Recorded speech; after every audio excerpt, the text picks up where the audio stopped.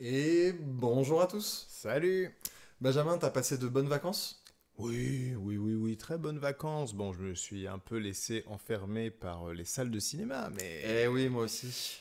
mais il faut ce qu'il faut Eh pour oui, nos spectateurs quand même. exactement, parce que c'est ce dont on va parler pendant cette vidéo. Ce dont on va parler dans cette vidéo, c'est un peu plus français. Ah oui. Absolument, Maxime, Ah c'est oui. bien de se reprendre comme ça. Bah oui, Absolument. j'ai regardé beaucoup de films, j'ai pas beaucoup parlé, donc ça fait du bien de revoir des gens. Exactement. J'espère que vous avez passé un bel été, nous aussi, on a vu plein de films et on va débriefer plein de films. Mhm. On va parler d'Alien Romulus, bien évidemment, on va parler de Maxine, brièvement Longlegs et puis Twisters, Mhm. plus longuement aussi, on va parler d'Emilia Pérez, Deadpool et le conte de Monte Cristo. Est-ce que j'ai oublié des films, Benjamin? Je ne crois pas. Au pire, de toute façon, vous avez la timeline et vous retrouverez tous les films dont on a parlé dans cette vidéo. Voilà, exactement. Donc, on va spoiler tous les films dont on parle, juste les premières secondes, minutes. À chaque fois, on va pas spoiler, on va juste dire notre avis. Voilà, un petit avis rapide pour ceux qui n'ont pas vu les films et après on développe pour ceux qui les ont déjà vus. Voilà. Donc, partez du principe que on va parler avec des gens qui ont vu les films, donc on va pas résumer les films ni rien. Juste, on va au début vous dire si oui ou non c'était cool. Pour nous, tout du moins. Exactement. Un petit point quand même. Ouais, un donc petit là, point. on est quand même sur la nouvelle saison. Bah, deux. Exactement. Et donc, pour vous dire, en fait, en saison 1, pour ceux qui ne nous ont pas forcément suivis de près, on avait un podcast sur les plateformes d'écoute. Spotify, Deezer, Apple Podcast, tout ça, tout ça. Exactement. Elle est toujours disponible. Vous pouvez aller écouter les anciens épisodes. Mais pour cette saison 2, on a décidé de tenter plus fortement l'aventure YouTube. Donc, comment ça se présente? C'est-à-dire que, du coup, il y aura beaucoup plus de vidéos sur la chaîne YouTube, ici où vous êtes, tout simplement. Et le podcast ne concernera que notre rubrique Les Devoirs. Les Devoirs, si vous vous en rappelez pas, c'est quoi? C'est en fait une rubrique où moi, je vais donner un film à Maxime pour qu'il le regarde, vice-versa. Et après, on en discute. Tout simplement. On s'était laissé sur... je devais jouer à Undertale. Exactement. Et Benjamin, tu devais voir Matrix 4 Oui. et te faire la rétrospective des 5 films Matrix. C'est ça, exactement. Donc ça arrivera plus tard, je pense, plus début 2025. On va sortir plusieurs épisodes des devoirs d'un coup. Enfin, d'un coup à la semaine, quoi, globalement. En attendant, le reste des concepts qu'on avait dans le podcast, on va les répartir sur YouTube. C'est-à-dire qu'on avait le dossier crit. Donc le dossier crit, c'est un peu les critiques que vous voyez là, qui sont d'ailleurs l'essentiel de la chaîne jusque-là, où on va critiquer les choses à chaud, plus ou moins à chaud. On avait aussi la rubrique culture culte, qui là, on va vraiment analyser des œuvres qui nous ont touchés, qui nous ont marqués. On va vraiment beaucoup plus partir dans l'analyse. On vous dit pas quel sera le premier film traité. Bon, déjà, c'est un film. Mais on est en cours d'écriture. Ça se passe plutôt bien. Oui. Donc, ça arrivera, pareil, je pense, on l'espère, d'ici la fin de 2024. Donnons pas de date. Donnons pas de date. Ça n'arrivera dans la saison 2. Ça arrivera, vous inquiétez pas. Il y aura des vidéos analyses sur la chaîne. Voilà. Et bien sûr, on est présent aussi sur TikTok, où là, en fait, il y aura tout le reste, c'est-à-dire les petites recommandations, des avis solo de l'un et de l'autre, des choses qu'on a vues, jouées ou écoutées. Qui seront pas forcément des films tout le temps, d'ailleurs. Il peut y avoir des albums de musique, des jeux vidéo, des séries, voilà. Il peut se passer plein de choses, surprises, mais vous le découvrirez au fur et à mesure de cette nouvelle saison.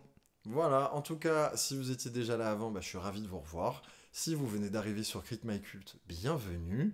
Maintenant, on va passer au film qu'on a vu cet été. Et on va commencer par le film français qui a défrayé la chronique, qui est même probablement encore en salle à l'heure où on sort cette vidéo. On va parler du conte de Monte Cristo. Je me méfie de tout le monde en général et des étrangers en particulier. Je saurai qui est ce monsieur Monte Cristo. D'où il vient. Où il va. Vous n'avez donc aucune pitié. Et eux, m'ont-ils eu pour Edmond Dantès? Vous aussi, vous êtes prêt à me sacrifier pour votre vengeance? Ce n'est pas de la vengeance, c'est de la justice. commence à me faire justice. Le Comte de Monte Cristo, un film de Mathieu Delaporte et Alexandre de la Patelière qui avait précédemment réalisé Le Prénom, produit par Dimitri Rassam qui avait précédemment produit les 2 films des 3 Mousquetaires. Benjamin, Le Comte de Monte Cristo, t'en as pensé quoi ? Eh ben, je pense qu'il n'y a pas beaucoup de surprises, en tout cas de ce que j'ai vu des retours publics. Moi, j'ai beaucoup aimé. J'ai trouvé que c'était un film très intéressant et mieux réussi que Les Trois Mousquetaires. On sent que on a appris. On a appris des erreurs qui ont été faites et on a essayé de ne pas les reproduire. En tout cas, voilà, c'est un film que j'ai beaucoup apprécié et on va rentrer un peu plus dans les détails juste après. Toi, Maxime, qu'est-ce que t'en as pensé ? Moi, j'ai adoré. J'adore le cinéma d'aventure. Là, j'ai eu un vrai film d'aventure. Le film a pour petite particularité d'être mon Avengers du cinéma français, dans le sens où mes 3 acteurs préférés actuels du cinéma français sont dedans. Donc Anaïs de Moustier, Laurent Lafitte et bien sûr Pierre Ninet. Donc j'étais ravi, surtout que je me renseigne toujours très peu moi avant d'aller voir les films, donc je savais qu'il y avait Pierre Ninet, mais je savais pas pour De Moustier et Lafitte, donc j'étais super content. Donc le film m'a ravi. Pour le moment, il est dans mon top de l'année. À voir avec le nombre de films qui nous arrivent dans la tête, pour rester poli, avant la fin décembre. Il va peut-être y rester. En tout cas, voilà, moi c'est survalidé comme film, vraiment. Maintenant, rentrons dans les détails. Benjamin, absolument. Est-ce que t'as des choses plus précises à dire maintenant qu'on est entre personnes qui ont vu le film ? On peut déjà commencer par parler du jeu de Pierre Ninet, parce que pour le coup, ça, c'était pas une surprise. Moi, c'est un acteur que j'aime beaucoup, qui est toujours correct, tu vois, même dans des films pas forcément grandioses que j'ai vus de lui. Lui est toujours plutôt au top. Et là, c'est un terrain d'amusement, hein, tout simplement. Il a donc le Comte de Monte Cristo, c'est un personnage qui peut mettre des masques, qui se grime en plusieurs personnages différents. Et donc là, on le sent bien. Et Pierre Ninet s'amuse avec ça, quoi. Il a vraiment un terrain de jeu quasi infini, même s'il est quand même limité, enfin pas limité, mais en tout cas cadré. Ouais, c'est ça, il est pas en roue libre comme dans Fiasco, qu'on a adoré, hein, mais évidemment. Là il est dirigé, mais on le laisse s'amuser, on lui donne des jouets pour qu'il s'amuse. C'est pas lui qui se fait ses propres jouets, quoi. Et généralement quand on le voit s'amuser, Pierre Ninet, c'est plus sur de la comédie, où on sent qu'il est vraiment totalement libre et qu'il peut user de toutes ses cartes. Et là, ça fait du bien aussi de voir ça dans un film plutôt dramatique, on va dire, pour aller à l'opposé. Et c'est vraiment réussi, en fait. Pierre Ninet saisit le personnage et s'en sert pour montrer tout ce que le film a à développer. Et ça, c'est super intéressant et ça fait plaisir de le voir dans ce genre de film et avec autant de liberté. Ouais. Notamment la scène du Lord anglais, là. J'étais à 2 doigts de me dire que c'était pas Pierre Ninet et j'ai vraiment hésité. J'étais dans ce même sentiment d'hésitation que Anaïs de Moustier quand elle voit le Comte de Monte Cristo, qu'elle croit reconnaître son ancien amant. Et elle est hyper funambule comme ça dans son rôle, parce que c'est super dur à jouer, hein. C'est-à-dire qu'elle doit jouer le « Ah ouais, je le reconnais, mais en fait, c'est peut-être pas lui, mais en fait, si, mais en fait, non. » Et voilà, ça peut être aussi ridicule que la manière dont je viens de le faire moi, parce que je suis pas un acteur, mais quand c'est Anaïs de Moustier qui le fait, c'est incroyable. Oui, et puis surtout, ça joue avec le suspense pour le spectateur, parce que nous, on ne devine pas tout de suite si elle a vraiment capté ou non. Elle laisse des indices sur son visage de « Il me dit quelque chose, ce mec ». Mais on ne sait pas jusqu'à un certain point du film si vraiment elle l'a reconnu ou non. Et ça nous tient en pression. Ouais, c'est ça, parce que les personnes avec qui je suis allé voir le film, on a eu un débat justement après, où on était en mode mais si, elle l'a reconnu tout de suite, mais non, elle le reconnaît à ce stade du film. Mais non, il n'y a qu'à la fin où vraiment elle en est sûre. Et on a vraiment eu ce débat, quoi. Donc elle a vraiment, comme tu dis, réussi à semer le doute. Après, Laurent Lafitte nous fait du Laurent Lafitte, hein. C'est vrai que c'est toujours trop bien, surtout en méchant comme ça. Moi, j'ai adoré de l'avoir en méchant. Il joue très très bien le méchant en plus. Moi, j'ai un tout petit peu plus de mal avec Laurent Lafitte parce que je trouve qu'il a toujours la même manière de jouer, malgré qu'il a différents rôles. Voilà, c'est pas quelqu'un à qui on donne toujours le même rôle, mais je trouve qu'il le joue un peu toujours de la même manière. Et donc, c'est pour ça que j'ai un peu de réticence par moment, mais ce qui n'est pas grave là dans le film. Oui, oui, oui, je suis d'accord avec toi, mais ça n'empêche que, voilà, il est dans mon top 3 des acteurs français actuellement. Eh oui. Non, puis je disais que j'aimais le cinéma d'aventure, moi j'ai été servi, notamment toute la partie, la quête, là où il va chercher le trésor des Templiers, même le début du film, là, qu'on commence direct sur le bateau, Oui. et puis après il y a aussi la quête où il doit revenir, où il revient sur le château, on est vraiment dans une épopée, quoi, c'est un film épique. Ouais, c'est ça. Puis bon, après on tourne plus sur un espèce de Batman des temps anciens. Il est riche, il a une Batcave. Ouais, c'est exactement ça. Il a Robin, il a Batgirl. Ah, il y a toute la panoplie. Hein. Et puis en plus, au Tu bout disais que c'était les Avengers. Non, pas du tout. c'est en fait. Batman, c'est la Bat Family. Non, puis en plus, au bout d'un, il a une phrase en mode, il dit, je suis la vengeance. On pousse vraiment l'aspect Batman du personnage. Quoi. Bientôt le crossover entre Robert Pattinson et Pierre Ninet, peut-être. Ouais, quand vous voulez, quand vous voulez. Non, ou Pierre Ninet en méchant dans la trilogie de Matt Reeves. Ah oui, pourquoi pas. Non, mais en plus, ce que j'ai kiffé, c'est que le film dure quand même 3 heures et on s'ennuie pas du tout parce que justement, tu parlais d'épopée, mais on prend bien le temps de saisir chaque séquence, chaque acte. Il y a toute une partie dans la prison, ensuite toute une partie où il se libère, toute la une partie en partie. prison, elle est géniale aussi. Et en fait, c'est hyper ludique pour le spectateur parce qu'on prend le temps sans jamais te faire chier. T'as vraiment le temps de profiter de chacun des décors, de ressentir la pression sur les épaules du conte, mais on avance au fur et à mesure et ça nous emmène jusqu'à un beau final en apothéose, ce qui était le gros défaut pour moi des Trois Mousquetaires, où finalement le problème était que le film était divisé en deux. Enfin bon, c'est un des problèmes pour moi. C'est que le film était divisé en deux, donc arrivé à la fin du premier, moi j'ai même pas été voir le deuxième, parce que même si j'ai plutôt apprécié le premier, ça m'a pas non plus déclenché l'envie de « Waouh, faut absolument que je vois le second opus », tu vois. Oui, puis surtout que le deuxième est nettement moins réussi que le premier, ce qui est con sur un film en 2 parties. Autre leçon apprise des Mousquetaires aussi, c'est les scènes d'action.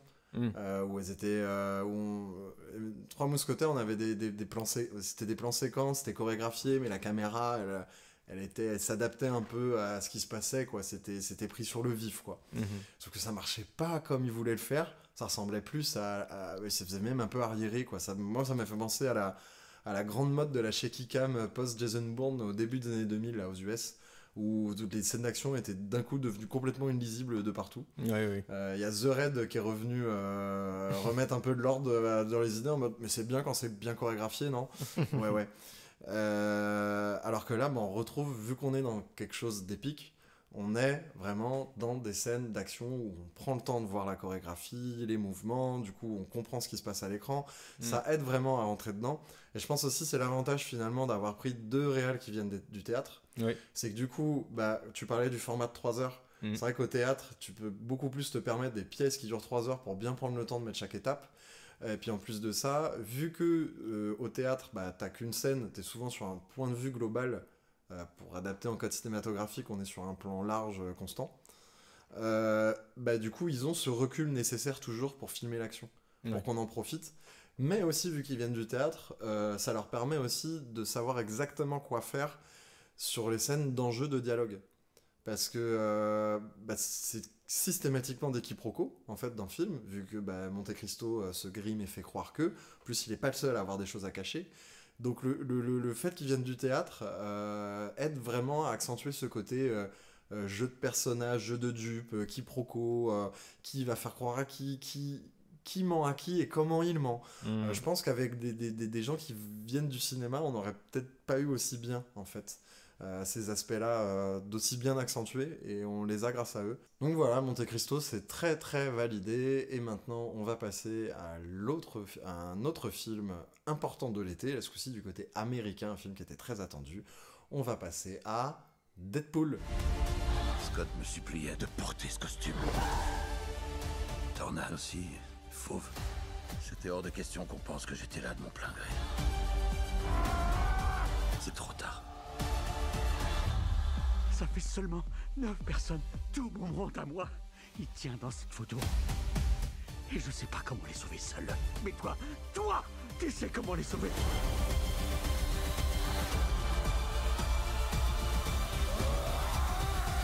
Deadpool et Wolverine, le buddy movie de l'été, le retour du Marvel Cinematic Universe dans le seul film de cette année, de Sean Levy, on y reviendra.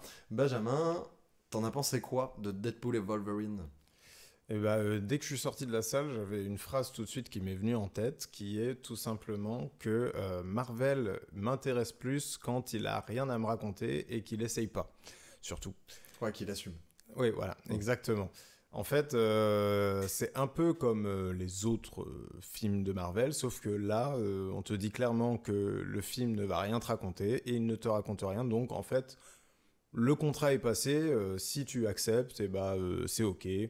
Tu rigoles. Moi, j'ai passé un moment sympathique où je me suis amusé, j'ai rigolé. Et puis, en vrai, je cherchais pas grand-chose de plus que ça. Et toi, Maxime, Deadpool et Wolverine ? C'était un pur bonheur, vraiment, de retrouver... Non, je déconne. Non, mais j'ai trouvé ça atroce. J'ai pas passé un bon moment en salle. C'était une expérience très douloureuse. Non, vraiment, non, il y a 2-3 blagues qui ont fonctionné sur moi. Surtout, Ryan Reynolds et Hugh Jackman s'amusent. On sent qu'ils s'entendent bien, qu'ils ont apprécié tourner ensemble. Je l'ai vu en VF. Pierre Tissier sur Ryan Reynolds s'amuse, mais comme jamais. Il s'amuse même peut-être plus que Ryan Reynolds, donc je sais pas, il y a peut-être plus d'intérêt à voir le film en VF. Et sinon, oui, le film raconte rien. Le film raconte rien. Alors oui, il a l'honnêteté de pas vouloir me raconter quelque chose, mais il me raconte rien. Non, vraiment, j'ai trouvé ça terrible. C'est un film du MCU, quoi, donc les décors sont pauvres, l'histoire est inexistante.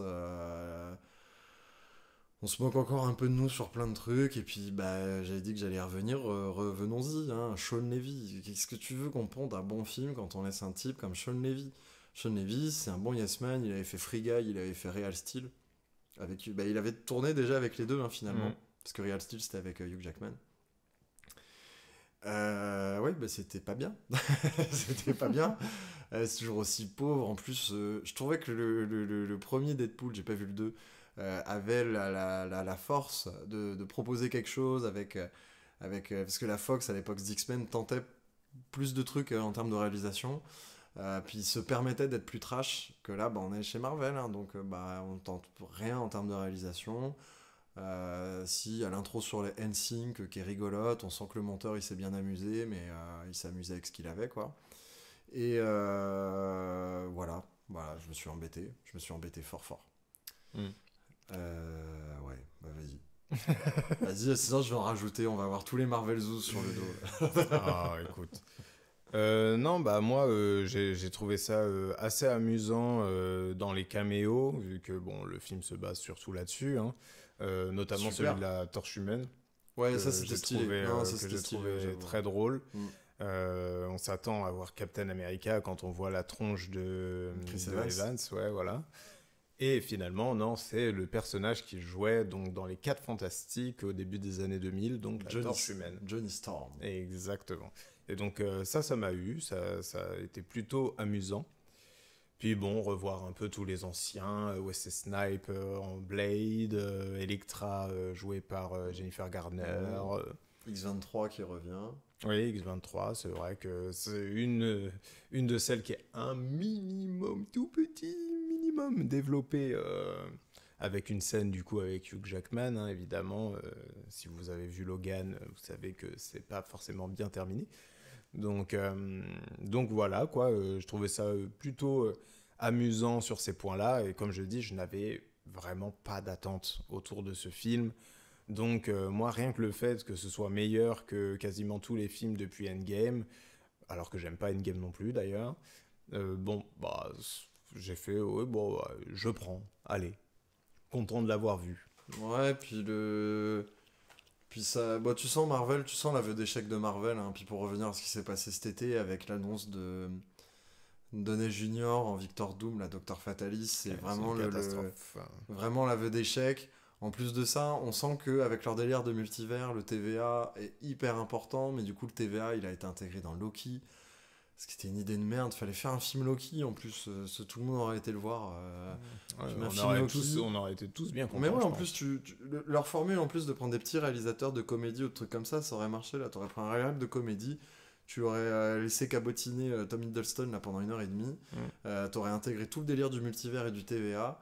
où ça aurait été vraiment l'intégration du multivers et pas aussi bancal que ça a été fait sur Strange 2 et Spider-Man No Way Home. Mhm. Ça aurait fonctionné, mais là du coup on sent que Marvel se prend les pieds dans le tapis, et vu que Deadpool c'est méta, hein, du coup ils essayent de se raccrocher aux branches, mais ça va être très compliqué, hein. Je pense que leur retour, ils le prévoient avec les 4 Fantastiques, et qu'ils misent tout visiblement, quand tu prends Pedro Pascal et Robert Downey Jr. pour ton film, c'est clairement que tu vas tout miser dessus, quoi. Oui, c'est sûr.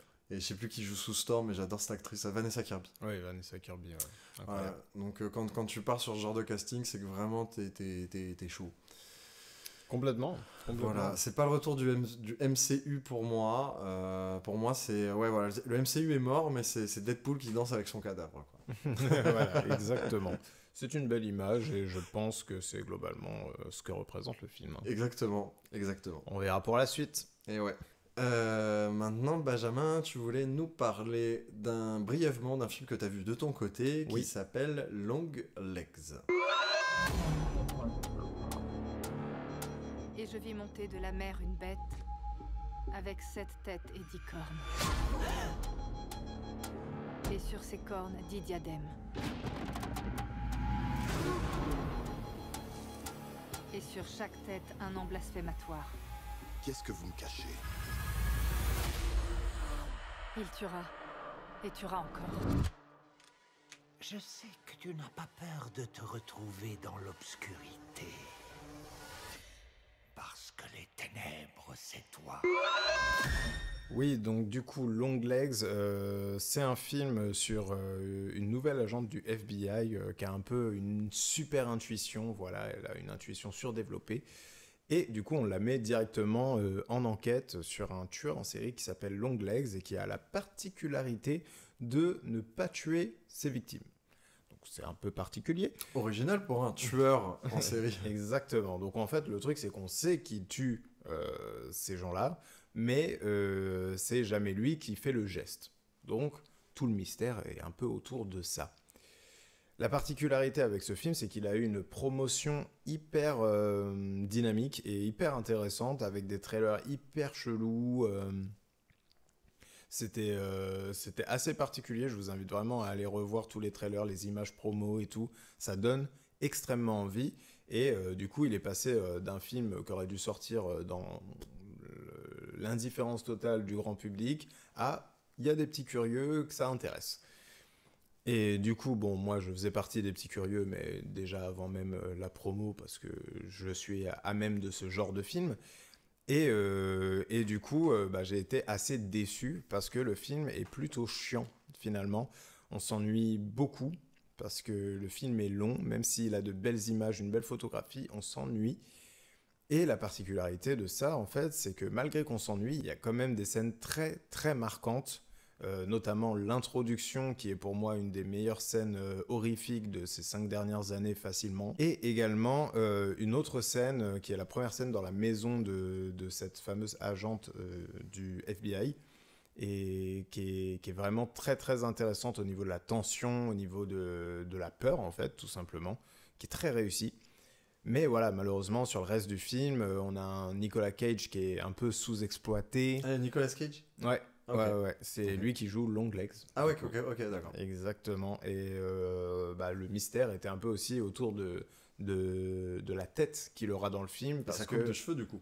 Évidemment. C'est toujours ça l'intérêt quand un film de Nicolas Cage sort. Voilà, quelle coupe il aura. Exactement. Et donc la promo ne montrait pas son visage pour que justement il y ait la surprise en salle de voir... Ni ses cheveux. Ni ses cheveux. On voit un petit peu ses cheveux, je crois. Mais bon, en tout cas, la surprise est sa tronche. Mais bon, voilà, une fois passé la surprise de la tronche qu'il a et ces fameuses scènes qui sont, pour le coup, vraiment impressionnantes. Dommage. On attend le prochain film de ce réalisateur qui est Frank Oz, qui sera un film qui s'appelle The Monkey, qui sort au début de l'année prochaine. On en parlera peut-être. En tout cas, d'ici là, voyez Long Legs au moins pour sa scène d'intro. Maintenant, il est temps de rester sur les tueurs en série, Benjamin, parce qu'on va vous parler de Maxine. Donne-moi Donne-moi 5 stars qui ont commencé dans les films d'horreur. Jamie Lee Curtis, John Travolta, Demi Moore, Brooke Shields et... Maxine Minx. J'aime pas traîner seul avec le traqueur de la nuit dans la nature. Le traqueur de la nuit. Le traqueur de la nuit. Le traqueur de la nuit terrorise Los Angeles. Ça ira, je sais me défendre. Comme toutes les filles mortes à Hollywood. Alors, on va vous parler de Maxine, de Ty West, qui est le 3e épisode d'une trilogie composée du film X. Alors, ça part de film X, mais c'est pas un film X, c'est un film d'horreur. Voilà. Le titre du film, c'est X. Suivi de Pearl, suivi de Maxine. On est sur une trilogie qui fait énormément... Ouais, il est là, juste au-dessus de Benjamin, ouais. Flou, mais il est là.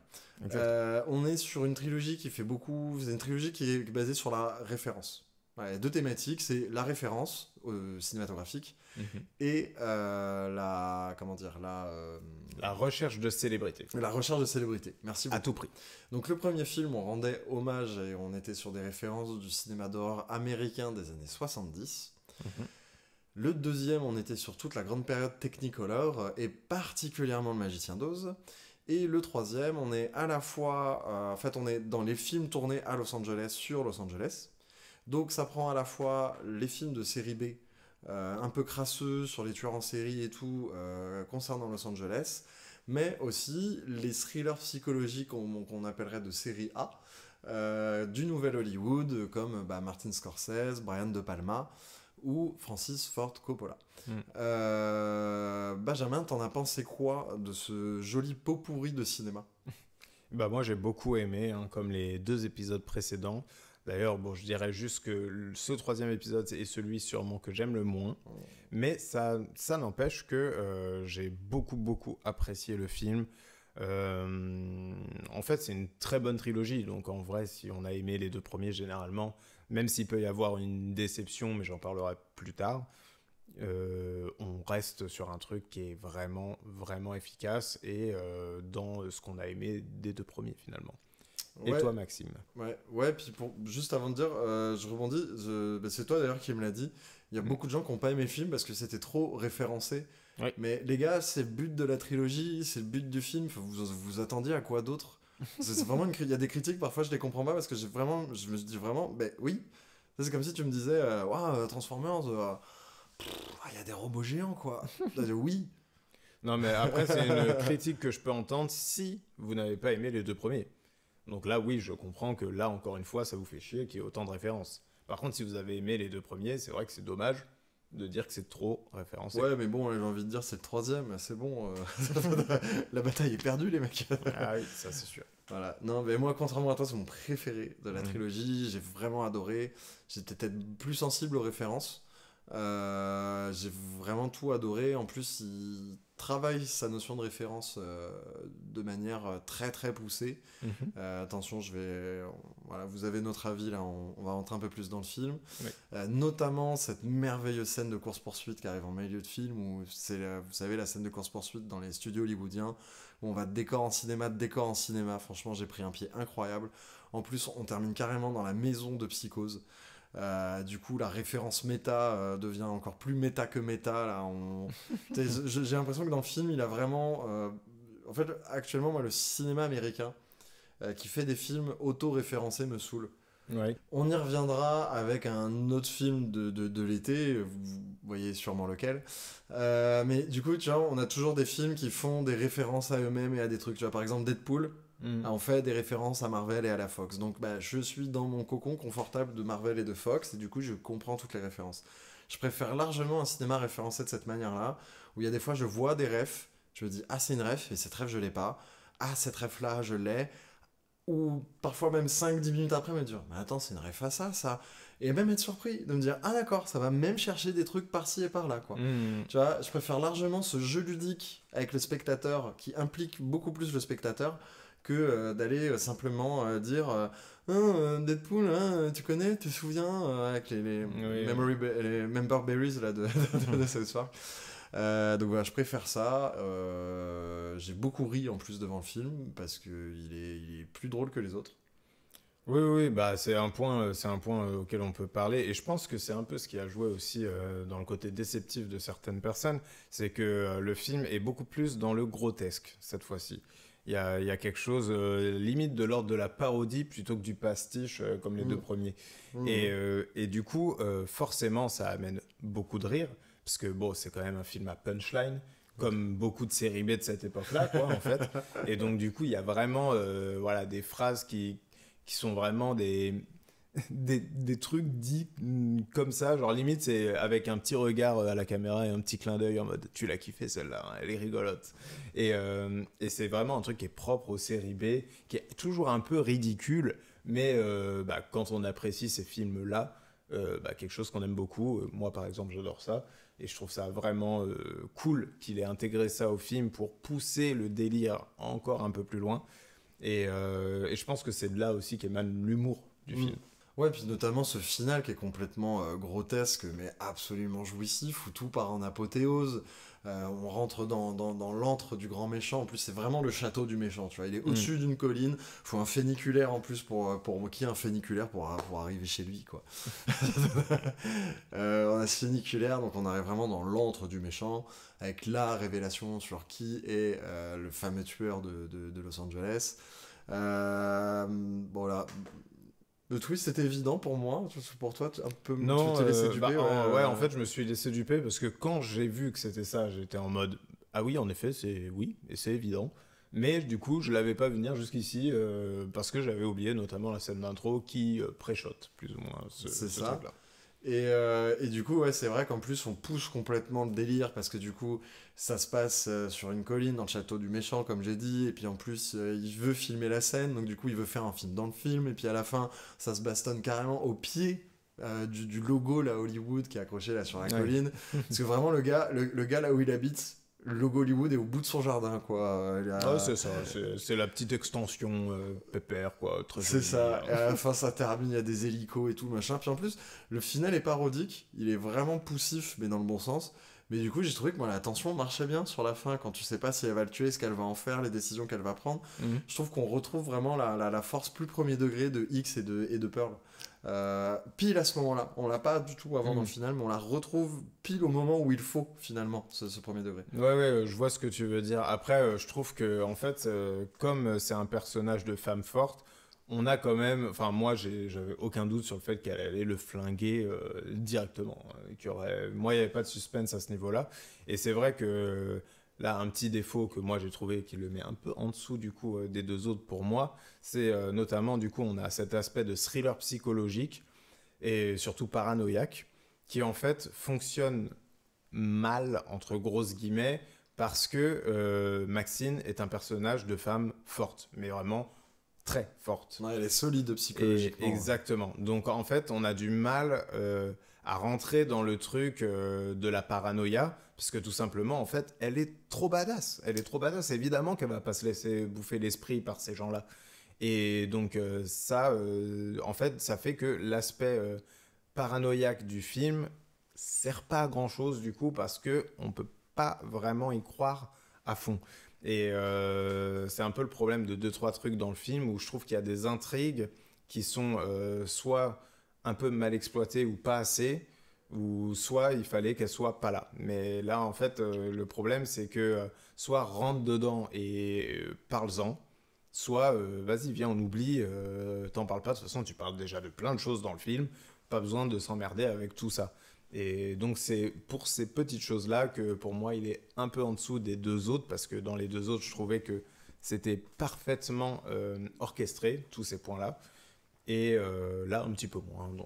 Donc ça fait que c'est le troisième de la trilogie pour moi. Et justement, moi, c'est un argument qui fait que ça participe au fait que ce soit le premier. Parce que c'est vrai que j'aime bien quand les films sont un peu bordéliques, mais bordéliques bien. Parce que du coup, ça en fait des films foisonnants, quoi. Ça en fait des films avec plein d'idées. Et en plus de ça, je trouve que même si c'est que des pistes lancées et parfois pas abouties, elles connectent quand même entre elles. Elles ont une importance dans le récit, elles ont un rôle. Alors oui, effectivement, Maxine est déjà la final girl de X. Donc du coup, puis elle est solide pour avoir survécu à ce qui s'est passé dans X. Donc forcément que ça marche moins. Mais je pense qu'il y a aussi vraiment cette volonté de faire traverser ce personnage de femme forte dans ce cinéma. C'est un peu comme un train fantôme pour moi, la trilogie. Bien sûr. Et du coup, là, c'est un peu la bonne personne. Mais pour moi, le X, le premier opus, avait déjà plus ou moins ce problème-là. C'est-à-dire qu'on comprend quand même assez vite qu'elle est forte.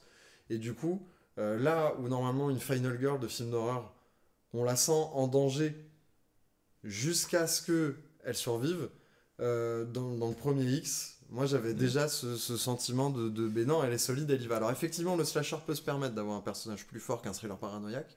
Oui. Mais du coup, ça m'a pas choqué parce que pour moi, c'était déjà le cas en fait dans X. Ouais, non, mais c'est quand même pas pareil dans le sens où, en fait, dans un slasher, donc oui, au tout début du slasher, on rendait du coup les Final Girls un peu fébriles et tout pour qu'on soit surpris du fait que ce soit elles qui survivent. Sauf que ça fait très longtemps que c'est plus le cas.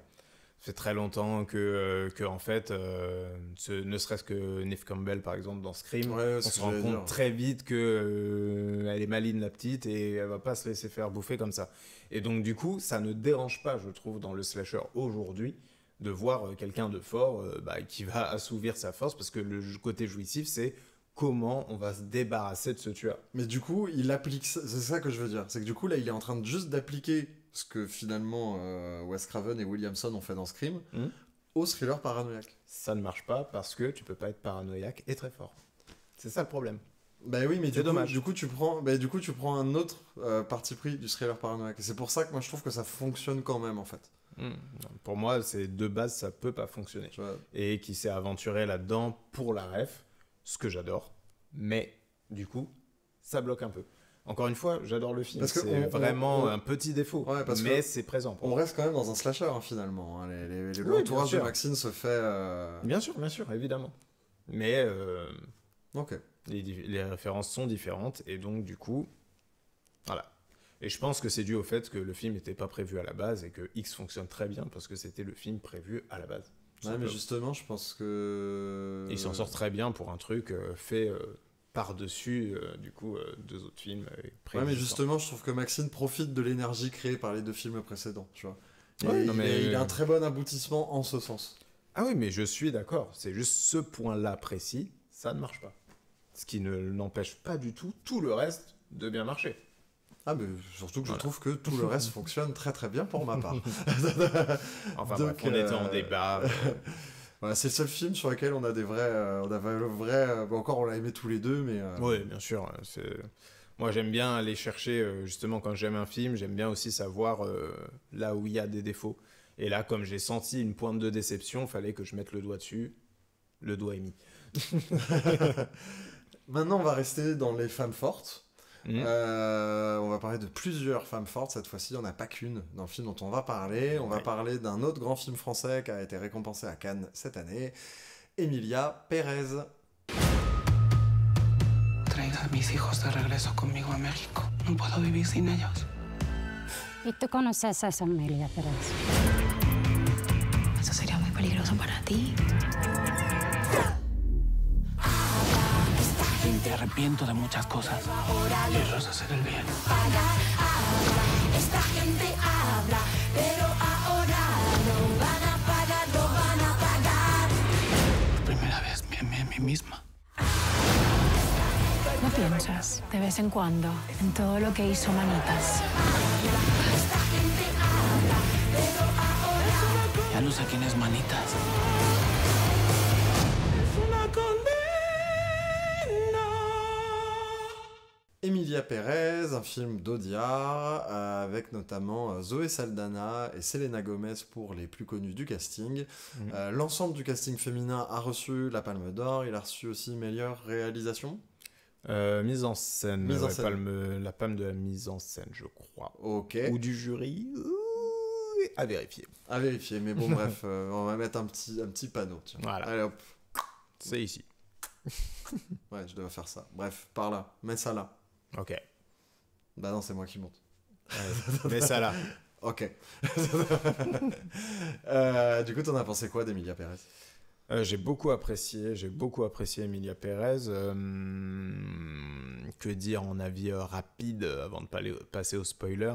C'est un film qui m'a beaucoup impressionné par sa mise en scène, parce que du coup, Audiard, c'est pas un réalisateur qui m'a particulièrement impressionné par sa mise en scène, généralement.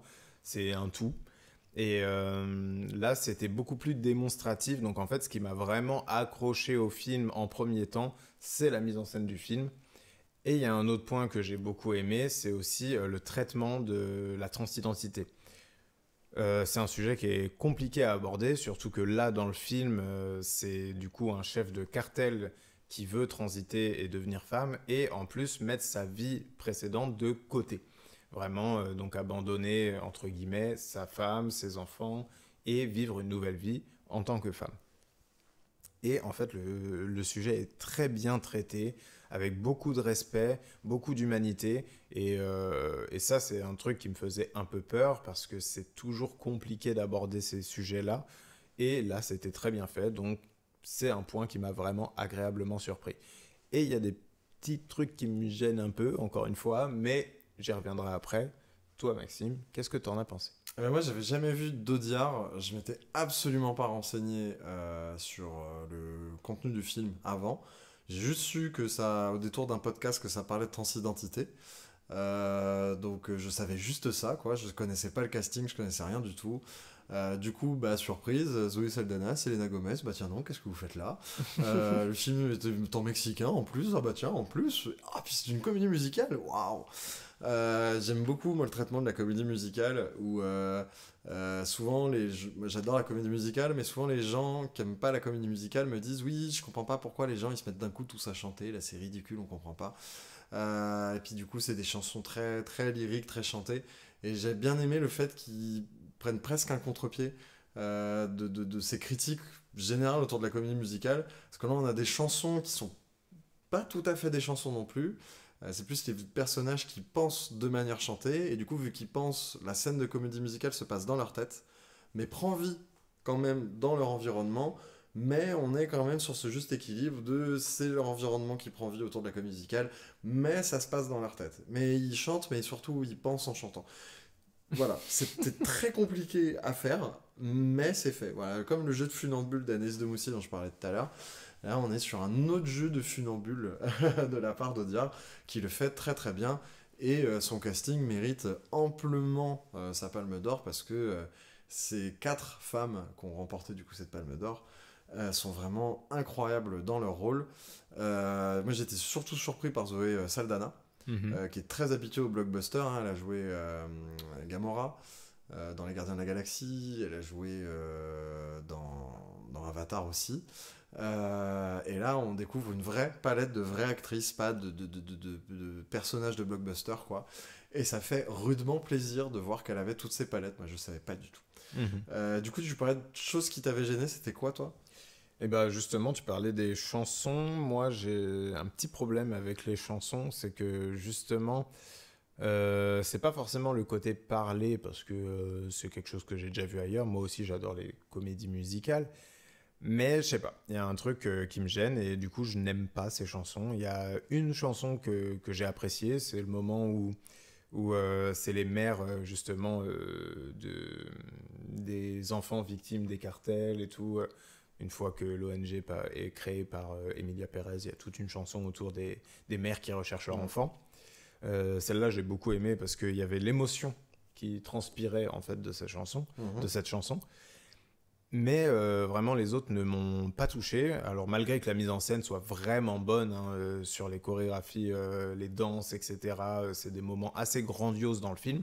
Mais je parle vraiment des chansons en elles-mêmes. Moi, quelque chose que je fais souvent quand je vois une comédie musicale que j'apprécie, c'est réécouter les chansons derrière.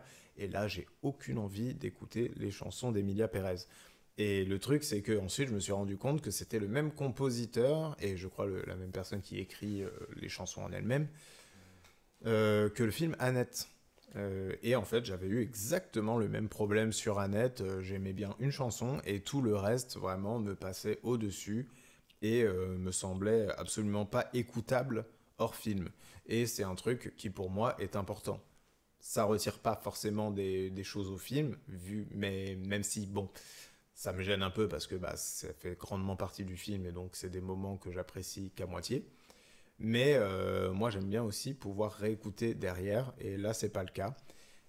Et donc après, je sais qu'il y a un truc qui me gêne avec ce film, malgré que j'aime beaucoup, hein.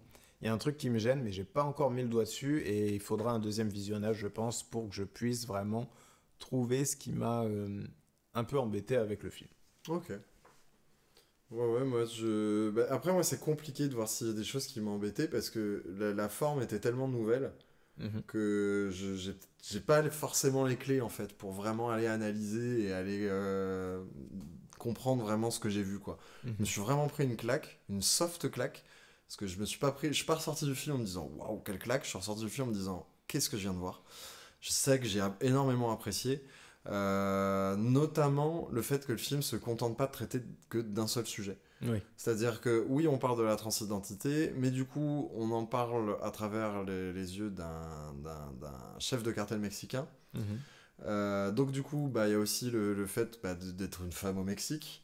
Le fait même de fuir l'homme qu'elle était au plus haut point, parce que du coup avant, l'homme qu'elle était tuait des gens. Là, elle va essayer de retrouver les corps des gens. Donc elle va créer une ONG, elle va devenir chef de cartel. Sauf que son nouveau cartel, c'est pour que les mères retrouvent leurs enfants décédés. Et en plus d'être le cartel, c'est une ONG. Mais du coup, elle devient... elle est complètement antinomique à ce qu'elle était auparavant. Absolument. On parle aussi de le fait qu'est-ce que c'est d'être la femme d'un chef de cartel, avec le personnage de Selena Gomez, qui est plus en filigrane, mais qui est quand même assez présente dans le film. Oui. Et Zoé Saldana, qui est cette notion de laisser sa vie perso de côté au profit de sa vie professionnelle. D'ailleurs, la seule scène où elle essaye de remettre en avant sa vie personnelle, elle est immédiatement attrapée par sa vie professionnelle, et en plus c'est ce qui démarre plus ou moins les enjeux du climax. Absolument. Voilà. Donc puis même la mort d'Emilia Pérez, j'ai entendu dire des gens elle meurt trop bêtement. Elle meurt aussi bêtement que tous les gamins qu'elle a déterrés quand elle a fait son ONG, quoi. C'est les dures lois de la vie. Donc le fait qu'il traite tous ces sujets, là pour le coup c'est vrai qu'il y a des fois il traite tout un tas de sujets, c'est cool, mais c'est vrai que des fois le film peut faire un peu foutraque et même presque labyrinthique. Donc c'est vrai qu'en premier visionnage il est quand même un peu cryptique, il faut quand même être un peu accroché pour pouvoir tout capter. Heureusement qu'il a des scènes grandioses comme la scène du gala, comme la scène un peu plus intimiste où Emilia Pérez parle à son fils, qu'il ne sait pas quel est son père, sa mère. Puis justement, tout ce délire, en fait, elle va retrouver une paternité, mais du coup, maintenant, elle a une femme, donc elle doit retrouver une maternité, de la découvrir même, mais du coup, personne n'est au courant, à part Zoé Saldana, qu'elle était la personne qu'elle était avant. Donc t'as tout ce jeu de dupes qui fonctionne plutôt bien. Voilà, mais à la limite, le seul reproche que j'aurais à faire sur le film, c'est son côté peut-être un peu labyrinthique parfois, quoi. Qui est parfois un peu trop... J'adore les films foutraques, mais là, le problème, c'est qu'il est foutraque avec des détours. Moi, j'aime bien les films foutraque, un peu comme Maxine. Un peu comme mais il rentre dedans, quoi. Ouais, voilà, c'est ça. Absolument. Là, il est foutraque Nolan-like, et j'aime un peu moins. On y reviendra peut-être un jour. Maxime, toi aussi, tu aimerais nous parler d'un petit film que tu as vu brièvement. Et ce film-là, c'est Twisters. Il est cinglé. L'épisode de tornade hors du commun continue. T'as une sacrée réputation, la citadine. Tu croyais pouvoir détruire une tornade?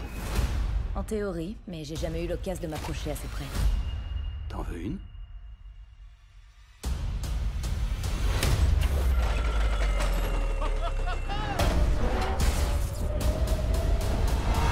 Twisters, donc la suite de Twister, hein, la suite ce sera Twister 3 avec un petit 3, et puis après on aura Twister Résurrection.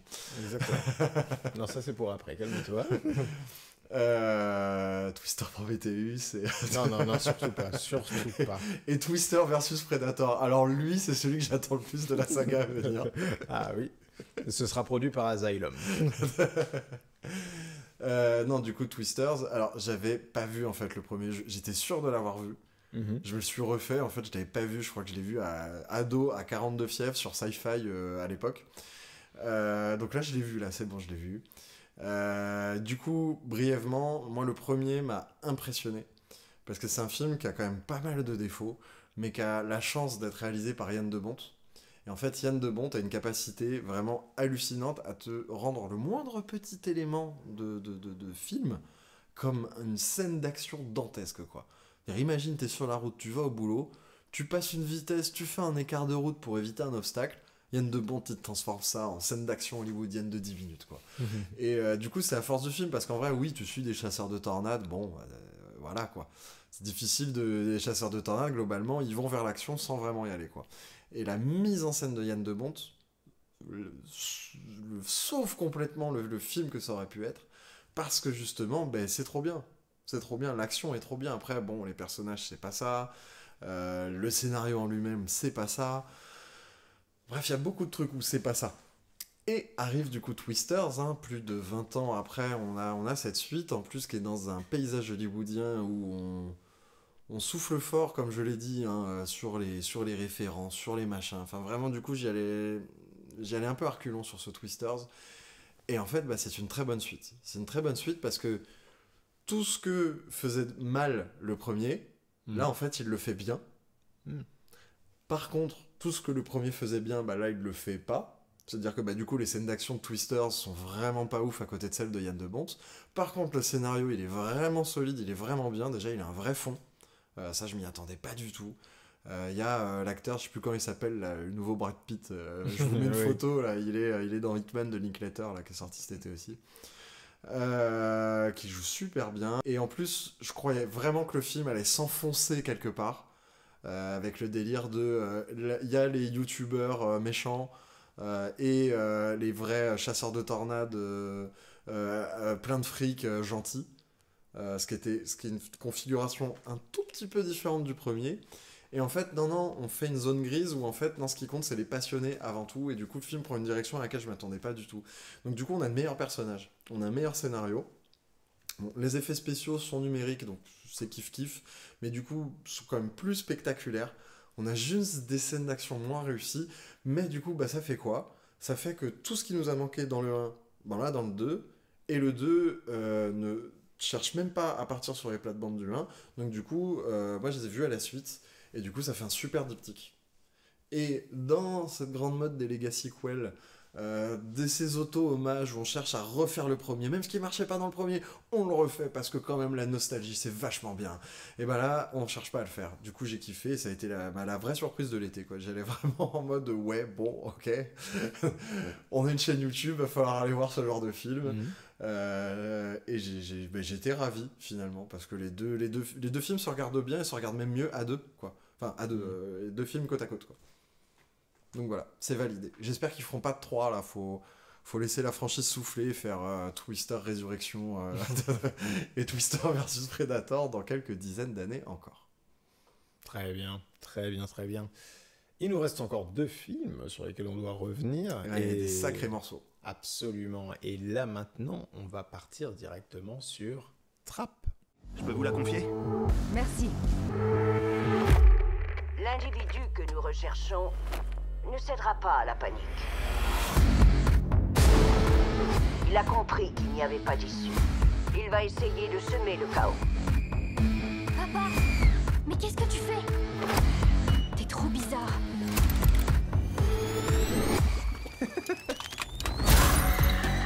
Le gars, c'est un dingue de chez dingue.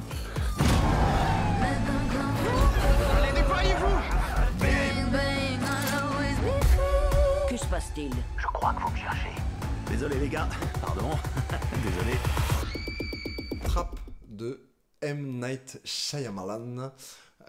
Nouveau film d'un réalisateur à la filmographie combien compliqué, avec des hauts, des bas et des bas au sein des mêmes films. Là, on l'attendait parce que le concept était prenant. En plus, il ressuscite Josh Hartnett qu'on n'avait pas vu depuis très longtemps. Benjamin, qu'as-tu pensé de Trap ? Alors, là c'est marrant parce qu'on va pouvoir être vraiment 2 concerts parce qu'on pense exactement la même chose de ce film. Il n'y aura pas de débat. Exactement, là ça va être fluide, vous inquiétez pas, on y va franco. Le film a donc ce concept d'un tueur en série qui est bloqué dans un concert par la police, sauf que personne ne sait qui est ce tueur en série. Ils savent qu'il est là, mais du coup ils veulent être sûrs de le choper dans ce concert. Exactement. Donc, concept de fou. Comme d'habitude avec Shyamalan, ça donne envie, on y va, on fonce, on a envie de voir ça. Le problème, toujours avec Shyamalan, c'est qu'une fois qu'il a, même pas forcément épuisé, mais en tout cas qu'il a exploité son concept, il se sent toujours obligé de faire une deuxième partie à son film, qui est souvent inintéressante au possible. Et donc là, c'est exactement ça. On a une première partie dans le concert qui est sous tension. Josh Hartnett est magnifique en tant que père de famille et en même temps tueur en série. Puis même Shyamalan en lui-même, hein, il est au top de sa forme. Ça se fait plaisir. On est dans un lieu unique, mais on passe par tous les endroits de ce lieu, les coulisses, les machins, les trappes sous le sol. Voilà. Et puis même les excuses trouvées pour explorer ce concert, c'est des grosses ficelles. Comme souvent le cinéma de Shyamalan, c'est pas un cinéma subtil, mais c'est pas grave parce que t'es dedans. T'es dans l'histoire. Tu vois, je pense par exemple à Signe, Sixième Sens, qui sont des films vraiment, ou même Split, qui sont des films géniaux, pas subtils pour dessous, mais l'histoire fonctionne parce que tout le monde y croit, t'y crois, puis ce mec a un sens du cadre, moi qui me... tu peux faire du plan par plan avec Shyamalan, c'est fascinant. Et du coup, même quand les ficelles sont grosses et absurdes, t'arrives quand même à rentrer dedans parce que le concept est fort et que t'as envie d'un peu de te laisser duper par le spectacle. Ouais, c'est ça. C'est là que ça fait la différence du coup avec la deuxième partie, c'est qu'il y a toujours ces mêmes gros problèmes quand même, qui sont des problèmes, parce que dans la première partie, il y a quand même des trucs qui, moi, j'étais en mode... Bon, t'abuses un peu, mais bon, je suis en train de kiffer, donc vas-y, pourquoi pas. Ça. Mais t'abuses, vraiment, t'abuses, frérot. Et sauf que là, t'abuses et en même temps, t'es en train de continuer un film que j'ai envie qu'il s'arrête, en fait. Donc, stop. Et donc là, du coup, les problèmes explosent un petit peu et genre sont très présents. Ça continue. Et ça continue. C'est ça. Vraiment, il y a eu 3 fois où je pensais que c'était la fin du film. Genre, déjà, moi, il y a un endroit où ça aurait été nickel qui s'arrête. C'est, si vous voulez, une fois qu'il fait la cuisine. Enfin, une fois qu'il fait la vaisselle. Voilà, si vous avez vu le film, vous voyez à peu près de quel moment je parle. Un moment où fallait que ça s'arrête. C'était le bon moment pour s'arrêter. Mais non, on en remet une couche. Parce que ce mec, de toute façon, il est trop malin. Il est ouf et tout. Il va toujours trouver une solution pour s'en sortir. Et en fait, ça continue. Même jusqu'à la toute fin. Donc on est en spoiler, je rappelle. À la toute fin, il est embarqué par les flics, il est menotté. Non, il avait quand même trouvé... C'est ça, il peut trouver une solution pour s'enlever les menottes et le film se finit en mode lui qui s'échappe encore. J'étais là en mode mais c'est pas possible, tu veux faire quoi, une suite là de lui en train de gambader dans les prés, c'est quoi Il se fait tuer par la bête jouée par James McAvoy. Exactement. Donc c'était vraiment abusé parce qu'en fait du coup pour revenir un petit peu en arrière, à un moment donné il sort de cette salle de concert et à partir de là c'est un peu bancal. Le film il dégringole. Ouais, voilà, c'est ça. Il y a quand même cette scène que je sauve qui est la scène avec la chanteuse du concert où elle se retrouve dans la maison du tueur, du coup. Ouais. Et il y a une vraie tension entre les deux, parce qu'elle, elle sait que c'est le tueur. Parce qu'il lui a dit, cet abruti. Exactement. Mais il fallait bien que le film continue, évidemment. C'est ça. Donc, du coup, toute la famille, évidemment, ne sait pas que c'est lui le tueur. Enfin... Ça, c'est ce qu'on croit, parce qu'en fait, sa femme, elle le sait, c'est elle qui a appelé la police, mais comme elle a appelé la police, il savait même pas qui c'est, elle pouvait pas faire une petite description de son mari, quand même, à quoi il ressemblait pour qu'il... Oui, parce qu'il essaye de justifier qu'en fait, c'est la femme qui a fait en sorte que c'est elle qui a trouvé le ticket de concert et machin, mais elle était pas sûre, alors, franchement... Moi, je me demandais comment il savait que le gars, il était là sans qu'il sache qui c'est. Mais je trouve que ne pas le savoir, c'était tout aussi bien. Et c'est là où Shyamalan tombe dans le piège de ses propres films. C'est-à-dire qu'un Shyamalan, il est connu pour ses twists. On se rappelle tous du twist de Sixième Sens, de Signe, du Village, de Split, même d'Incassable, et de The Visit, surtout, qui est le meilleur Shyamalan. Mais du coup, là... Il fait un mystère, il fait un concept, ok, c'est à base d'un Shyamalan, ça fonctionne bien. Et après, là, il multiplie les twists. Tu vois, encore, on n'était pas d'accord sur Knock at the Cabin. Oui. Parce que je trouvais que justement, Knock at the Cabin fonctionnait bien jusqu'à la fin, toi non. Parce que justement, moi je trouve qu'il fonctionnait bien jusqu'à la fin, parce que le film dure peut-être trop longtemps, certes, mais il cherche pas à multiplier les twists. Non, ça c'est vrai. Il va juste continuer son histoire jusqu'au bout pour que l'histoire soit bien terminée et bien fagotée. Donc je comprends là où t'aurais aimé que ça s'arrête plus tôt, mais voilà.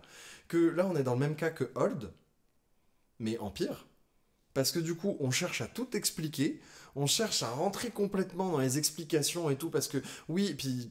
Bref, ça fonctionne pas parce qu'en plus on cherche même à expliquer la psychologie du tueur, on rentre... Puis le film il part dans nulle part, quoi, comme je suis en train de faire actuellement d'ailleurs. Parce que il va s'échapper, puis au final il y a une foule, et au bout d'un moment je suis là, je fais non, il s'est quand même pas barré de la voiture à cause de la foule, il a physiquement pas pu le faire. Ça c'est pas possible. Il le fait, et puis après on dit non parce que ce gars-là c'est quelqu'un de méticuleux. En fait il y a le personnage de l'antagoniste qui est cette mystérieuse agent du FBI qui est profiler.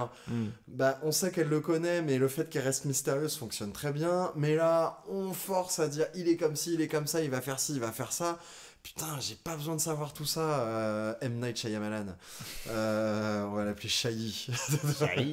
Voilà, bon après il cherche à faire jouer sa fille qui est en plus chanteuse, ça par exemple, ça je trouve ça cool. Oui, et puis elle est pas mauvaise.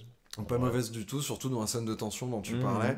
Mais du coup, moi la scène de tension dont tu parlais, j'étais limite à me dire ah ok, ça reste cool. Ok, bah allons-y. Visiblement, tu continues trop. Mais c'est pour ça que la scène de la vaisselle qui arrive quasiment juste après, c'était parfait. Moi, vraiment, j'étais persuadé que le film allait s'arrêter. J'étais en mode yes. Moi, j'étais persuadé que le film allait s'arrêter sur il sort du concert. Sauf que au moment où il sort du concert, je me dis c'est trop tôt dans le film. Exactement. Voilà, c'est ça. Genre, j'étais en mode ah, il sort maintenant.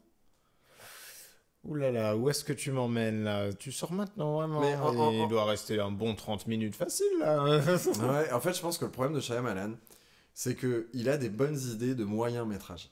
Mais vu que, et je peux pas lui donner tort de le faire, il veut absolument que ça sorte en salle, qu'on veuille aller voir ses films, et d'ailleurs ses films fonctionnent en salle, donc il a raison de le faire. Bien sûr. Factuellement, en tant qu'artiste qui vit de son art, en tout cas.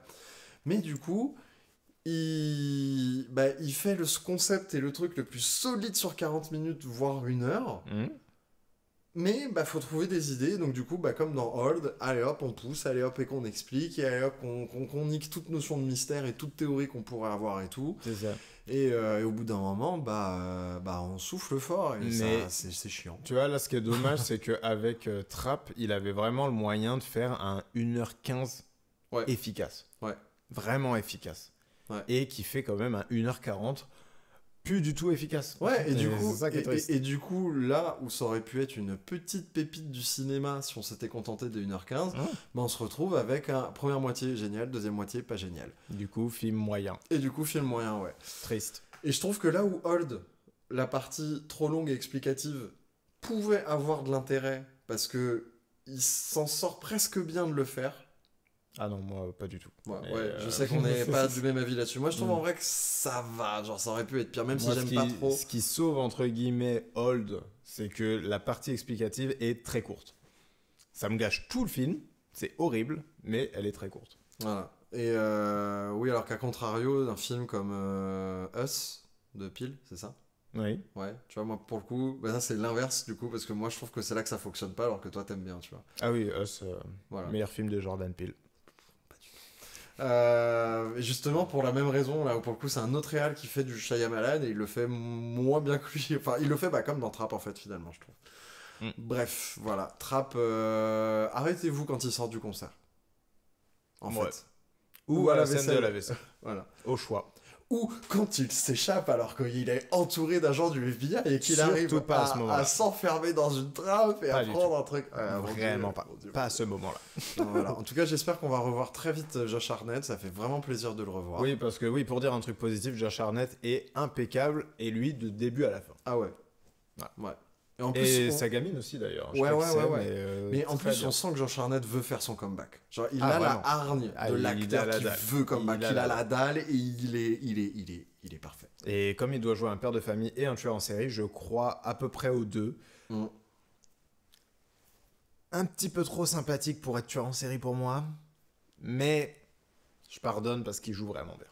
Ouais, Voilà. puis c'est Problème expli- d'écriture pour moi, mais... Ouais, problème d'écriture, mais c'est expliqué dans le film. Enfin bref, Oui, voilà. Voyez le film et vous comprendrez toutes nos dérives là qu'on a fait pendant 10 minutes. Mais nous, après avoir dérivé sur des rives lointaines, on est arrivé dans l'espace, tellement qu'on c'est a vrai arrivé loin. qu'on est parti tellement loin que l'espace est à nous et ne nous entend plus crier. Et maintenant, on va parler de Alien Romulus.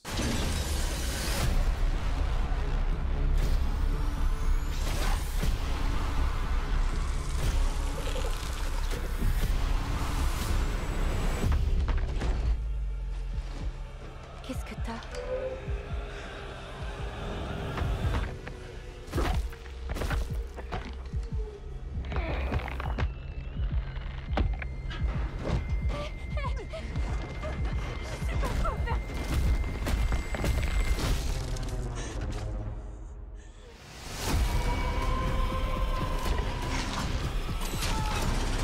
Quoi qu'il arrive, on y fera face. Venez.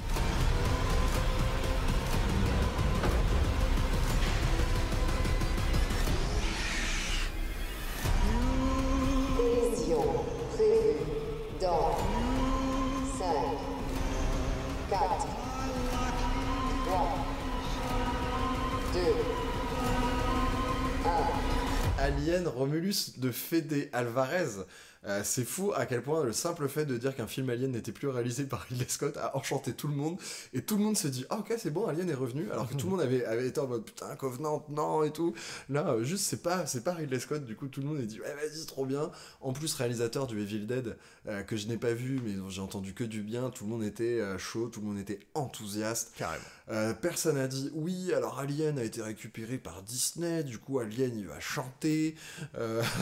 Personne, tout le monde était juste content que ce film arrive. Et le film a été plutôt bien reçu dans l'ensemble, mais toi, Benjamin, personnellement, qu'en as-tu pensé ? Alors, tu as plutôt bien résumé la situation. Je fais partie des personnes qui ont été trahies, meurtries par Ridley Scott et son Prometheus. Et évidemment, Alien Covenant, hein, mais quand on a vu Prometheus, on sait très bien que c'est irrattrapable ce qu'il a fait. Donc, Alien Covenant n'était pas une surprise, mais sachez que Alien Covenant est pire que Prometheus. Voilà.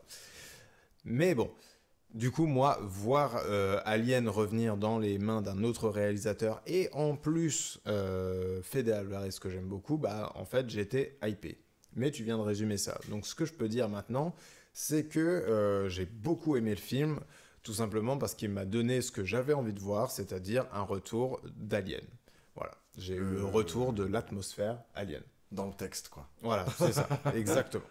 Et ça m'a satisfait parce que j'étais en manque, en fait. J'étais un drogué en manque, et j'étais un drogué sale, et on m'a donné une petite drogue comme ça, mais bon, ça m'a quand même fait du bien, quoi. Voilà.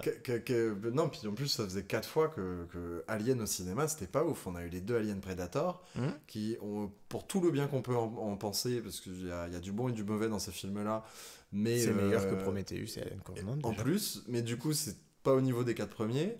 Puis après, on a eu cette espèce de truc qui s'appelle Prometheus. Puis après, on a eu un autre truc très étrange qui s'appelle Alien Covenant. Donc, on était en manque, et ça fait plaisir. Et pour autant, le film a des défauts, et pour autant, c'est pas non plus parce que c'est pas juste parce que je suis en manque que j'ai apprécié le film. C'est-à-dire, je sais que j'étais vraiment devant un vrai bon film, qui a des problèmes, peut-être un peu. En fait, pour moi, il a autant de problèmes qu'Alien 3 et 4. Tu vois, je vois ce que tu veux dire. C'est-à-dire que pour moi, effectivement, les 2 premiers sont assez intouchables, même si j'ai une grosse préférence pour le premier en ce qui me concerne. Toi, c'est le 2. Ouais. Voilà. Donc, je trouve effectivement que les 2 premiers sont assez intouchables, où t'as le droit de pas aimer, mais de là à dire qu'ils ont des problèmes véritables, pas déconner non plus. C'est quand même très très solide, les 2 premiers Aliens. Et en fait, pour moi, le 5, il est aussi qualitatif que le 3 et le 4, avec autant de qualité et autant de défauts. Ouais. Qui sont pas du tout les mêmes pour le coup, mais... Ouais, c'est ça. Mais voilà, mon seul regret du coup vis-à-vis de la saga Alien, en considérant que c'est Alien 5, c'est que du coup, là où les 4 premières Aliens tentaient des genres à chaque fois différents, donc slasher dans l'espace, film d'action, thriller psychologique et film d'aventure. Oui, on ne dit pas assez qu'Alien Résurrection est un film d'aventure avant tout. Voilà, mais je préfère le préciser. Là, du coup, on est sur du survival. C'est le parti pris de genre qui est pris, mais on n'est pas assez dans le survival quand même. Tu vois, j'aurais peut-être préféré un vrai survival à la Eden Lake de James Watkins. Que voilà. D'un point de vue global, c'est là où il m'a déçu au sein de la saga Alien. Bah après, le truc, c'est que c'est un survival comme le premier Alien, en fait. Ouais, c'est ça. C'est un des points qui... Défaut, pas défaut, je me suis même pas encore décidé moi-même, c'est que c'est un film, encore une fois, très référentiel. Ah ouais, moi, on a une ligne directrice avec, avec ce bilan de l'été. Et c'est la référence. Là, vraiment, le film est là pour te faire manger ce que tu as déjà mangé. Et moi, voilà, je suis un putain de Yankee qui voulait voir du Alien. Donc je suis content, j'en ai vu. Mais de là à reproduire des scènes... La scène où il lui explique le flingue, là... Oui. Qui est plan par plan, celle d'Alien 2, c'est abusé. Mais c'est abusé à plein de moments. Hein. Attention. Ouais, le Don't Touch Her Encore Bitch, une fois, c'est pas une qualité.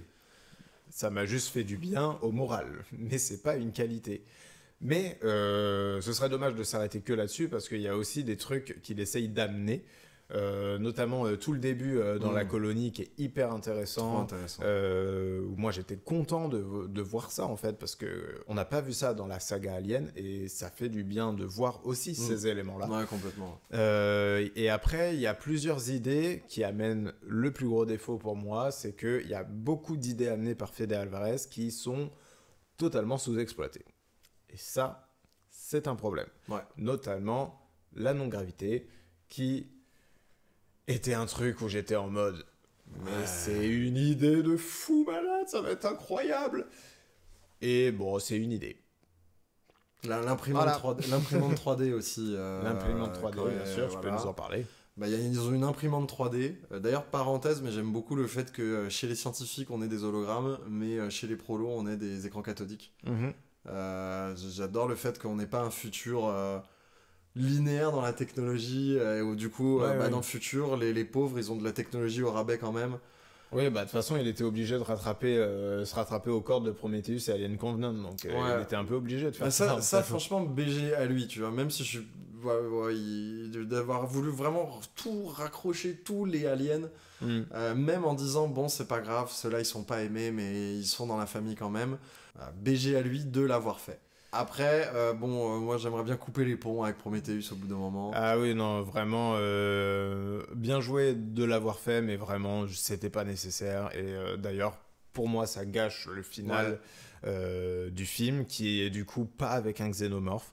Et je suis désolé. En plus, après avoir fait autant de références à la première saga Alien... Finit le film avec un xénomorphe, bordel. Bah non, il finit le film comme la saga Alien. Pas la saga Alien. Bah si, il finit le film avec un hybride humain. Ah oui, c'est vrai que... On tombe dans Résurrection, avec... on refait la saga dans l'ordre, quoi. Ouais, donc, mais pour moi, ça tombe plus dans Prometheus et Alien Covenant, vu que c'est amené par l'huile de merde, là. Oui, alors surtout qu'encore une fois, l'huile noire... je sais pas pourquoi je dis encore une fois, j'en ai pas encore parlé, mais l'huile noire est, pour moi, du coup, effectivement, le problème du film. Ouais. Parce que, déjà, de 1, elle a toujours aucun sens. Donc, BG Fede Alvarez, d'essayer de lui donner du sens. Mais en plus, tout ce que t'expliques, c'est... on sait pas trop ce qu'elle fait, hein. C'est l'essence de la vie. En même temps, il est obligé de faire ça. Il n'y a pas d'autre choix. Il n'y a pas d'autre choix. L'autre choix, c'est ne pas en parler. Surtout au début du film, tu sais, tu vois, elle est enceinte. Donc bon, tu sais où ça se termine, hein, le bébé sera pas humain. Et en plus, moi, à partir du moment où ils vont la chercher depuis le cocon, là, c'est bon, pour moi, c'est là qu'elle a été réinséminée ou autre. Moi, pour moi, là, c'était quand ils la sortent du cocon. C'est acté, c'est d'ailleurs pour ça qu'elle s'est fait kidnapper et qu'elle revient. C'est bon, le bébé il est déjà là. Et là je vois, pareil, le délire de l'huile noire et je sais pas quoi. Les gars, ça sert à rien. Ah oui. Ça sert giga à rien. Ça sert à l'intégrer au film, c'est tout. Et en plus de ça, ça m'a quand même fait beaucoup rire plus qu'autre chose, c'est que donc du coup il y a un personnage qui est Ian Holm, donc déjà le tu te souviens ultime où on fait revenir en deepfake un personnage du premier film. Alors oui, c'est pas tout à fait le même personnage parce que c'est un robot. Hein. On est malin. En plus c'est malin, mais pas besoin de le mettre. C'est juste ça. Et c'est surtout que ce qui était hilarant quand même, c'est que le personnage donc de Ian Holm est littéralement Ridley Scott.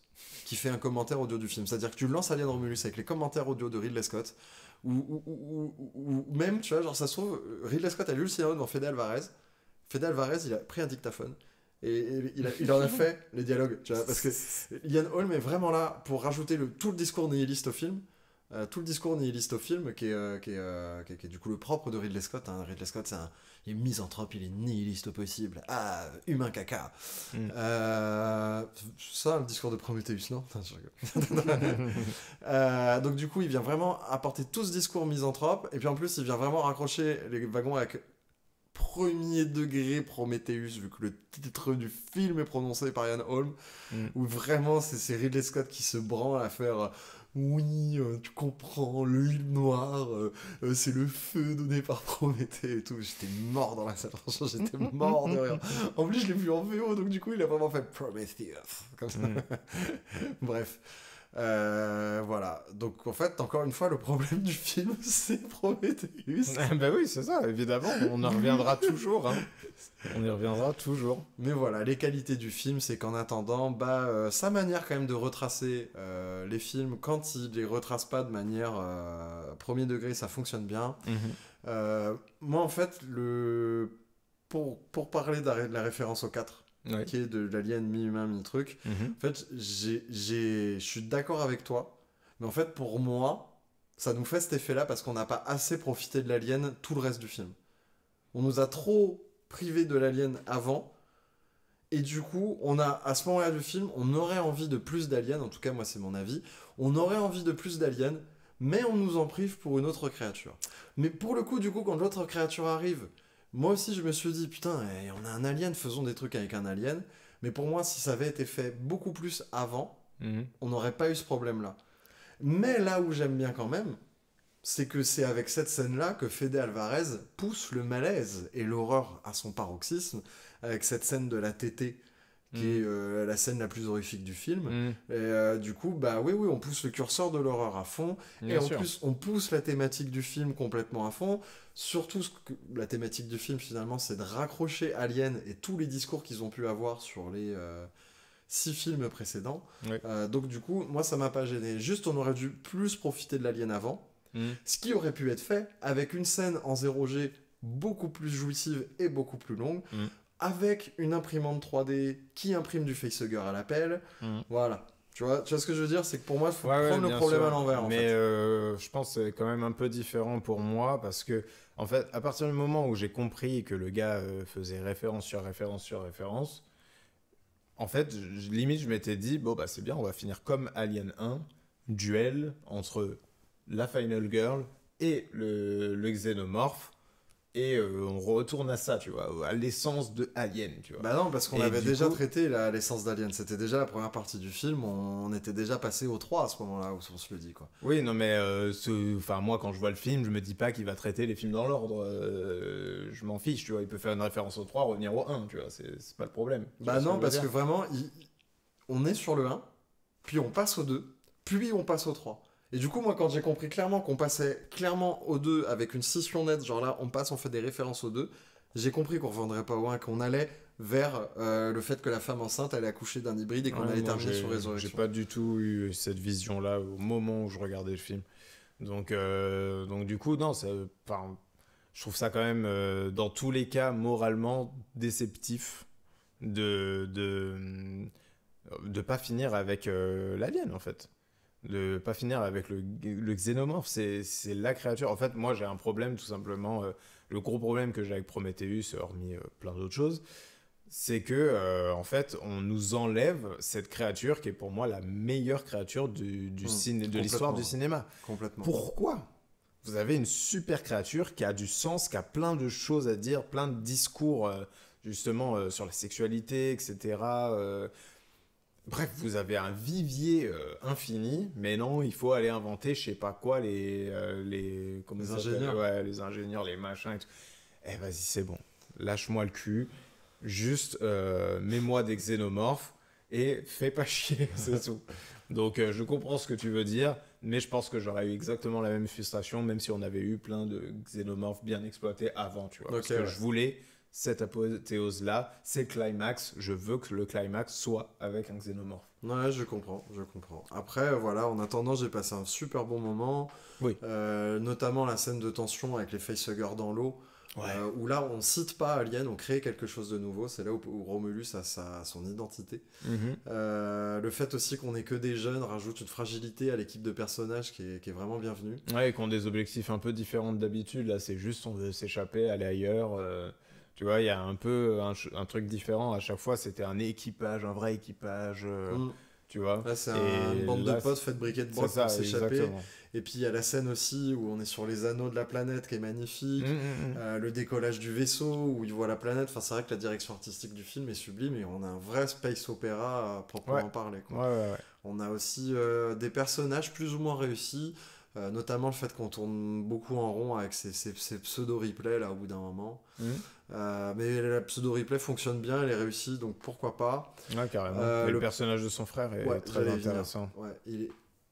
Ah, c'est les batteries qui sont en train de... On a perdu un peu de lumière, mais on termine, vous inquiétez pas. Oui, du coup, le personnage de son frère, qui est le plus intéressant du film. Oui. J'aurais peut-être préféré qu'il joue beaucoup plus sur la schizophrénie, où tu sais, le méchant en lui fait un truc, puis le gentil en lui doit défaire le truc, c'est fait au bout d'un moment dans le film, mais j'aurais préféré vraiment que ça parte en apothéose vis-à-vis de ça, quoi, et qu'il n'y a pas au bout d'un moment un tournant définitif où il se débarrasse de la pute. Mais le problème, c'est qu'il y a trop de sous-intrigues pour se concentrer là-dessus. Ouais, c'est ça. Voilà, donc voilà, encore une fois, le problème c'est Ridley Scott, ça ne change pas. Même s'il a fait l'épisode de la saga que je préfère, bizarrement. Ouais. Mais voilà. Mais il est vieux. Mais il est vieux, voilà. Produit les films et les commande pas. Fais pas de force. C'est ça. Force pas un personnage qui donne son avis sur le film. Non. Fede Alvarez, BG, moi j'espère que c'est le retour de la saga Alien. Il y a la série qui nous attend. Ouais, moi, alors je sais pas si c'est la version longue ou si c'est un montage pirate, parce que il y a très longtemps... quand je téléchargeais illégalement des films, ce qui n'est plus le cas maintenant, je consomme de la plateforme et que de la VOD. À l'époque où je téléchargeais les films, la version d'Alien 4 sur laquelle j'étais tombé, c'était une version où la dernière scène du film, ils arrivaient sur Terre avec la tour Eiffel. J'ai jamais su si elle existait officiellement, ça. Dites-le moi en commentaire. Voilà, je pose la question publiquement.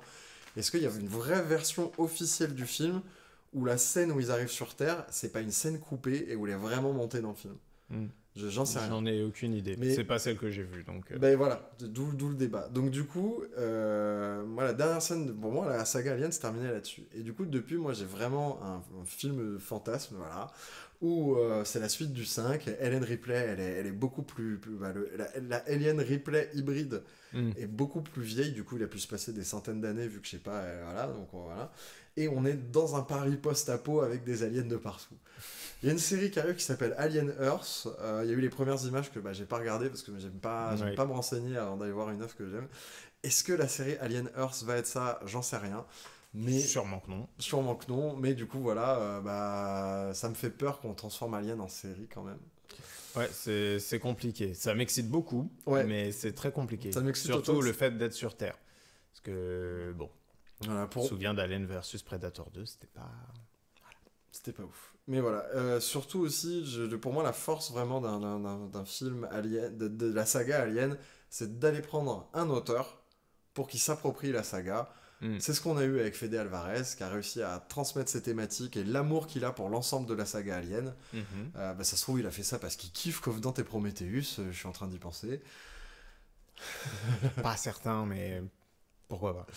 Mais en tout cas, c'est ce qu'on a eu, donc j'espère surtout un retour de la saga Alien en ce sens, d'ailleurs d'aller chercher des auteurs et d'en faire quelque chose. Pourquoi pas un James Watkins, pourquoi pas les réalisateurs pour faire un vrai survival, voilà, James Watkins. De Vermine. Ouais, et pourquoi pas les gars de Vermine qui se passent par Evil Dead, peut-être qu'Evil Dead est le passage obligatoire pour réaliser Alien. Exactement. Et non, justement, trouver maintenant des gars qui sont pas américains comme ils avaient fait avec Jean-Pierre Jeunet sur le 4. Pour moi, on doit garder ce cap-là pour un bon Alien. Et surtout que maintenant, on a eu un Fede Alvarez qui a impacté tout bien la saga, là. Partons sur un Alien qui se passe après le 4, partons sur autre chose. Même partons sur autre chose que la Wayland, pourquoi pas, les portes sont ouvertes. Donc, exactement, l'univers est fourni, il y a des choses à faire. Voilà, donc on va peut-être trouver une manière de vous parler d'Alien Earth. Peut-être. On va essayer de vous parler de séries télé aussi au sein des critiques. Oui. Mais on vous en dit pas plus pour l'instant. Voilà, on se retrouve dans quelques jours pour une critique d'un film très précis. On vous dit pas quoi, on vous dit pas quand.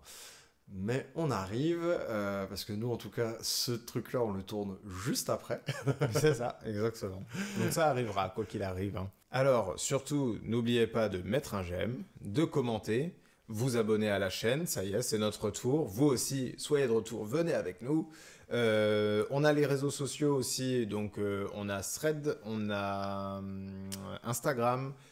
Et on a TikTok où on met plein de petits contenus exclusifs. Puis Spotify, Deezer, même si même si on va être un peu moins présent, on va y retourner. Et puis vous pourrez écouter nos anciens podcasts. Exactement. On a parlé de plein de choses. En tout cas, n'oubliez pas que pour nous, il n'y a pas de sous-culture. Mais ça, ce n'était que notre avis. Faites-vous le vôtre. Ciao. Bye.